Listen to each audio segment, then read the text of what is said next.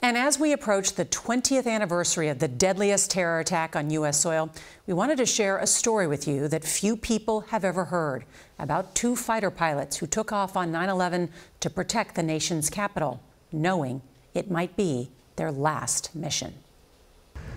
It was a normal Tuesday morning. Lieutenant General Marc Sasseville and Heather Penney flew F-16s for the Air National Guard.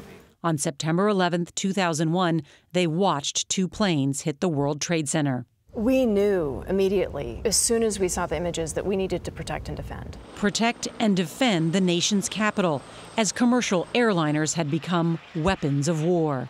What did you understand about the rules of engagement, Heather? We understood what the threat was. We were looking for a rogue airliner flying low that was not communicating with air traffic control.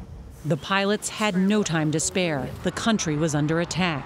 They knew of at least one plane still in the sky, flying low. It was United Flight 93. You got United 93? They didn't even have time to load missiles. So you two were flying F-16s that weren't armed with missiles. So how were you going to take down Flight 93? We were going to have to hit the airplane and disable it somehow. A kamikaze mission. Our only choice was going to be to ram the airliner. Sir, I remember you would take the cockpit to aim at the terrorists. And I would take the tail. That's not something you survive. No. As the military, we don't send our service members on suicide missions. But it was clear what needed to be done that morning. It was not an order through the chain of command. It was your call to ram the plane. We didn't have any other choice.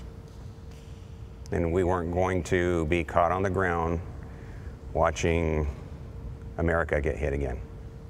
What they didn't know was that the passengers and crew of Flight 93 fought back and drove the plane into a field in Shanksville. 20 years later, how often do you think about that day, 9/11? I think about it every day. Those on Flight 93 that paid the ultimate price, those are the real heroes. Sass and I owe our lives to them. That's also why, when I think of 9/11, instead of being overcome by the trauma and the horror and the tragedy, I'm actually overcome by hope. That the best of who we are was demonstrated on that day. So in some ways, living my life as normally as possible is the biggest way that we can say that the terrorists did not win. It's such an incredible story, isn't it? I mean, I just think about the courage of so many heroes that day. And this programming note, I'll be anchoring from New York City for CBS News' live coverage marking the 20th anniversary of the 9/11 attacks.